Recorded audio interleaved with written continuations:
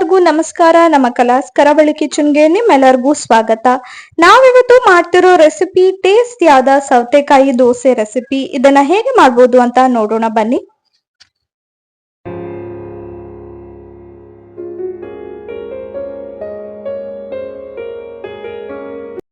First ನಾವಿಲ್ಲಿ ಅಕ್ಕಿಯನ್ನ ಒಂದು 4 ರಿಂದ 5 ಗಂಟೆ ನೆನೆಸಿ ಇಟ್ಟಿದ್ವಿ.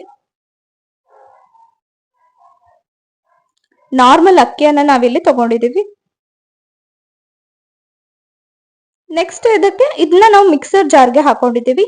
ಹಾಗೆ ತೆಂಗಿನಕಾಯಿ ತುರಿಯನ್ನ ಸೇರಿಸಿ ಇದನ್ನ ಗ್ರೈಂಡ್ ಮಾಡ್ಕೊಳ್ತಿದೀವಿ.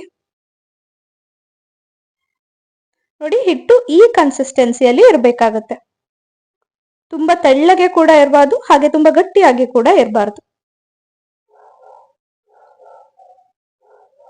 ನೆಕ್ಸ್ಟ್ ಮಿಕ್ಸರ್ ಜಾರಿಗೆ ನಾವು ಸೌತೆಕಾಯಿಯನ್ನ ಹಾಕೊಂಡಿದೀವಿ. ಸೌತೆಕಾಯಿಯನ್ನ ಸಿಪ್ಪೆ ಸಮೇತವಾಗಿ ಹಾಕೊಂಡಿದೀವಿ. ಇದರಿಂದ ಸೌತೆಕಾಯಿ ದೋಸೆ ಗ್ರೀನ್ ಆಗಿ ಬರುತ್ತೆ. ಹಾಗೆ 2 ಹಸಿಮೆಣಸಿನಕಾಯಿಯನ್ನ ಹಾಕೊಂಡಿದೀವಿ. ಸ್ವಲ್ಪ ಕೊತ್ತಂಬರಿ ಸೊಪ್ಪನ್ನ ಹಾಕೊಂಡಿದೀವಿ.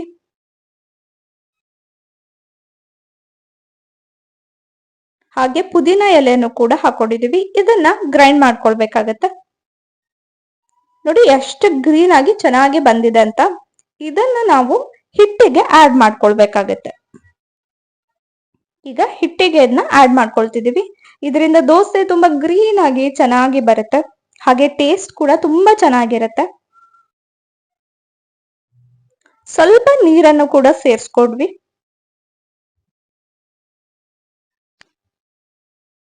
ಈಗ ಇದನ್ನ ಚೆನ್ನಾಗಿ ಮಿಕ್ಸ್ ಮಾಡ್ಕೊಳ್ಬೇಕು.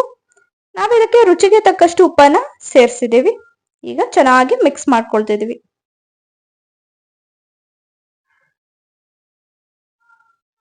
ಈಗ ದೋಸೆ ತವಾಗೆ ಸ್ವಲ್ಪ ಎಣ್ಣೆಯನ್ನ ಹಾಕೊಳ್ತಿದೀವಿ.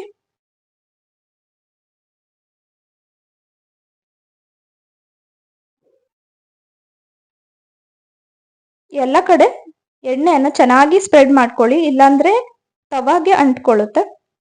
ನೋಡಿ, ಈ ರೀತಿ ನೀವು ನೀರ್ ದೋಸೆ ಹೇಗೆ ಹಾಕ್ತಿರೋ ಅದೇ ರೀತಿ ಈ ದೋಸೆ ಹಿಟ್ಟನ್ನ ಹಾಕೋಬೇಕಾಗತ್ತೆ. ನಾವಿಲ್ಲಿ ಅಕ್ಕಿ ಹಿಟ್ಟನ್ನ ಬಳಸಿರೋದ್ರಿಂದ ದೋಸೆ ಹಿಟ್ಟು ತುಂಬಾ ಸಾಫ್ಟ್ ಆಗಿ ಬರುತ್ತೆ. ಇದನ್ನ 2 ಕಡೆ ಚೆನ್ನಾಗಿ ಬೇಯಿಸ್ಕೊತೀವಿ. ಈಗ ಇದನ್ನ ತಿರುಗಿ ಹಾಕ್ತಿದೀವಿ. ಈ ನೀರ್ ದೋಸೆ ಹೇಗ್ ಬರುತ್ತೋ ಅದೇ ರೀತಿ ಬರುತ್ತೆ. ತುಂಬಾ ಚೆನ್ನಾಗಿರುತ್ತೆ, ತುಂಬಾ ಟೇಸ್ಟಿ ಆಗಿರುತ್ತೆ. ಇದನ್ನ ನೀವು ಚಟ್ನಿಯ ಜೊತೆ ತಿಂತಾ ಇದ್ರೆ ತುಂಬಾ ಚೆನ್ನಾಗಿರುತ್ತೆ. ಒಳ್ಳೆ ಬ್ರೇಕ್ಫಾಸ್ಟ್ ರೆಸಿಪಿ ಅಂತಾನೆ ಹೇಳ್ಬೋದು. ಹೋಪ್ ನಿಮ್ಮೆಲ್ಲರಿಗೂ ಈ ವಿಡಿಯೋ ಇಷ್ಟ ಆಗಿದೆ ಅಂತ. ಈ ವಿಡಿಯೋ ಇಷ್ಟ ಆಗಿದ್ರೆ ನಮ್ಮ ಚಾನೆಲ್ ನ ಸಬ್ಸ್ಕ್ರೈಬ್ ಮಾಡ್ಕೊಳ್ಳೋದನ್ನ ಮರಿಬೇಡಿ.